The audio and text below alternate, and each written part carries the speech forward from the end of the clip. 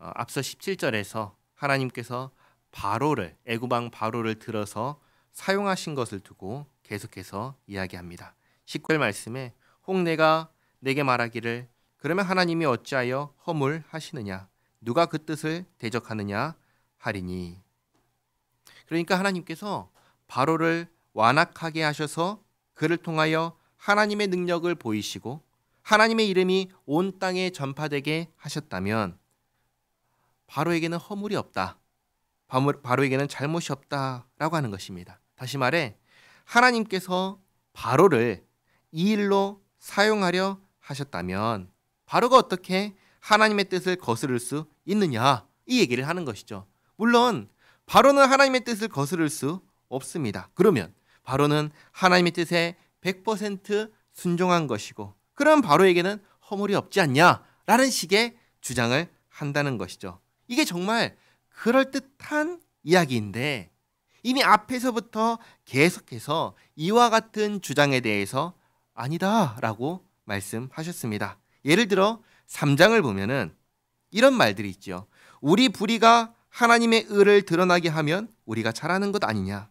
나의 거짓말로 하나님의 참되심이 더 풍성하여 그의 영광이 되었다면 내가 잘한 것이 아니냐. 우리가 악을 행하여 하나님의 선을 이룬다면 우리가 잘하는 것이 아니냐. 이런 주장이 이미 있었습니다. 근데 이에 대한 답은 분명하지요. 이것이 잘하는 것이냐? 아니지요. 왜 아니냐? 명백하게 하나님께서 불의는 행하지 말고 거짓말하지 말고 악을 행하지 말라라고 말씀하셨기 때문입니다.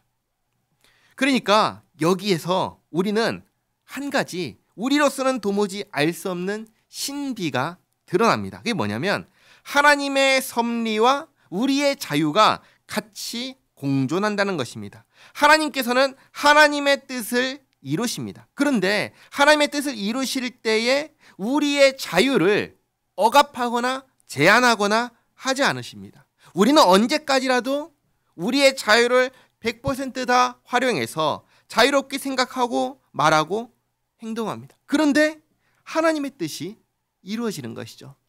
그러니까 다시 애굽 왕 바로를 보면 이렇습니다. 하나님께서 바로를 사용하셔서 하나님의 능력을 나타내고 하나님의 이름이 온 땅에 전파되게 하셨는데 그때에 바로가 잘 한 것이냐? 그렇지 않다는 것이죠. 바로는 그때 자신의 자유의지를 사용해서 무슨 짓을 했냐면 하나님을 대적하는 일을 했습니다. 하나님께서는 그것을 사용하신 것입니다.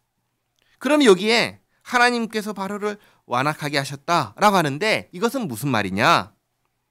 하나님께서 악하게 만드신 것이 아니냐라고 생각할 수 있는데 그게 아닙니다. 이미 로마서 1장에서는 하나님께서 불의하고 불경건한 자를 어떻게 한다고 하셨죠?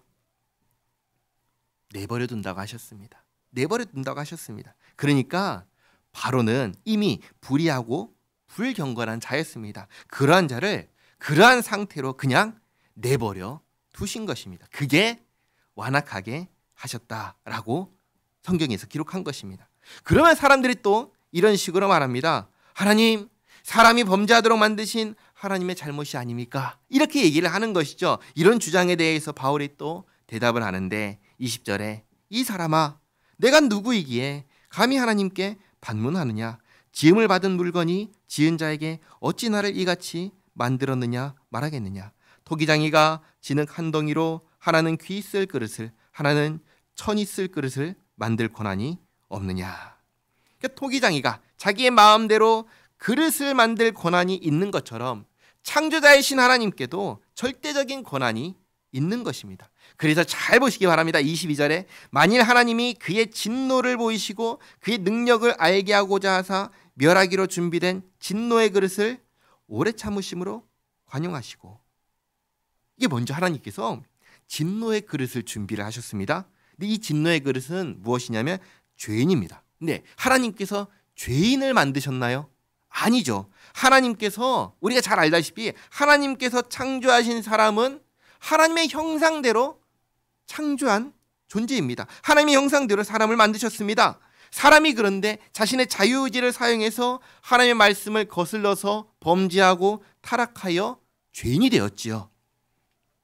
죄인을 향해서 진노하시고 벌하시는 하나님께 하나님 그러면 안 됩니다 라고 할 수 있나요? 그럴 수 없지요. 그런데 여기를 잘 보시면 진노의 그릇을 만드셨는데 죄인을 벌하셨다고 해요? 벌하지 않으셨다고 해요? 벌하지 않으셨어요. 진노의 그릇을 오래 참으심으로 관용하셨어요. 그렇죠? 그리고 23절에 또한 영광 받기로 예비하신 바 긍휼의 그릇에 대하여 그 영광의 풍성함을 알게 하고자 하셨을지라도 무슨 말을 하리요? 다시 말해 그 진노의 그릇 중에 일부를 긍휼의 그릇이 되게 하셨습니다. 긍휼이란 뭐죠? 하나님께서 불쌍히 여기신다라는 겁니다. 하나님께서 죄인을 긍휼히 여기셔서 불쌍히 여기셔서 진노의 그릇 중에 일부를 긍휼의 그릇이 되게 하신 거예요. 그러니까 하나님께서 창조자로서 어떤 그릇이든 만들 수 있는데 지금 만드신 그릇은 뭐냐면 죄인 가운데에서 어떤 그릇은 멸망하도록 진노의 그릇으로 만드셨고 어떤 사람은 본래 진노의 그릇이지만 영생을 얻도록 은혜를 베푸시는 긍휼의 그릇이 되게 하셨다는 거예요. 그러면 이 하나님으로부터 은혜를 받은 사람이 누구일까요? 24절에 이 그릇은 긍휼의 그릇은 우리니 곧 유대인 중에서뿐 아니라 이방인 중에서도 부르신 자니라. 우리입니다. 우리.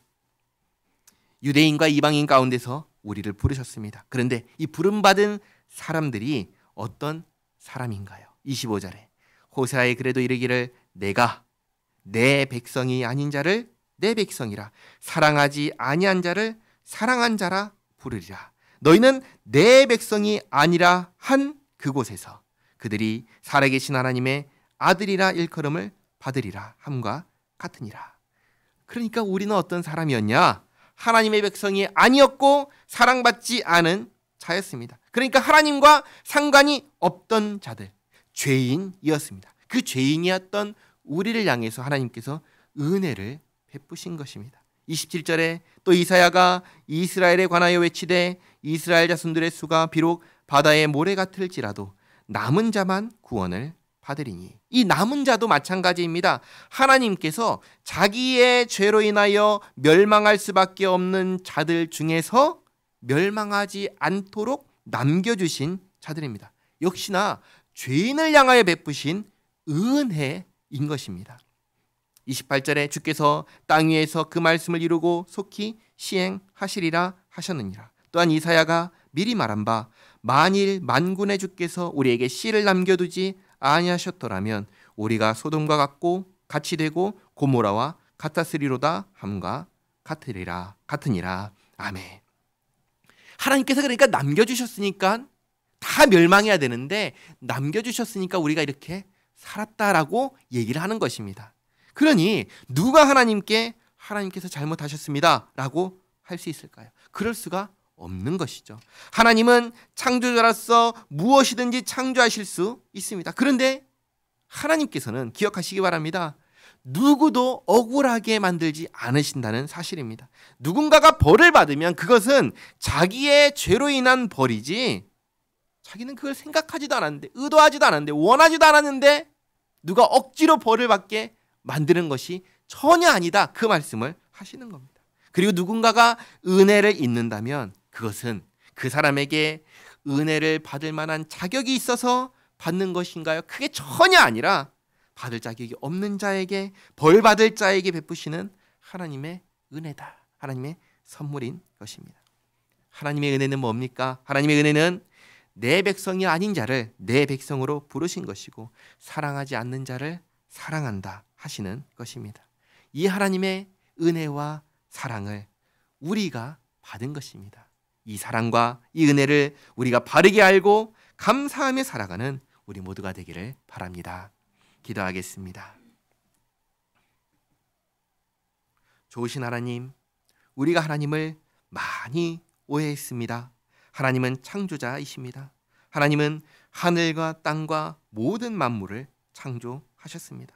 하나님께서는 뜻대로 무엇이든 당연히 하실 수 있으십니다. 하나님께서 자기 형상대로 만드신 인류가 하나님께서 자유를 주신 특권을 주신 인류가 하나님을 거역하고 배신하고 대적했을 때 하나님께서는 인류를 멸망하셔도 되었습니다. 그러나 그렇게 하셨을 때 그 누구도 하나님의 결정을 잘못된 결정이라고 할 수 없습니다. 그러나 그리하지 아니하시고 긍휼히 여기시어 멸망할 자들 중에서 일부를 택하시고 은혜를 베푸사 죄를 사하시고 의롭다 여겨 주셨습니다. 구원하여 주셨습니다. 하나님께서는 자격 없는 우리에게 은혜를 베풀어 주셨습니다. 이 은혜를 하나님 저희가 바르게 깨닫게 하여 주시옵소서. 하나님 이 은혜를 붙잡고 살게 하옵소서. 하나님, 하나님께서 살려주신 이 생명 가지고 하나님 앞에서 하나님과 함께 동행하며 살아가는 우리 모두가 되게 하여 주시옵소서. 예수님의 이름으로 기도하옵나이다. 아멘.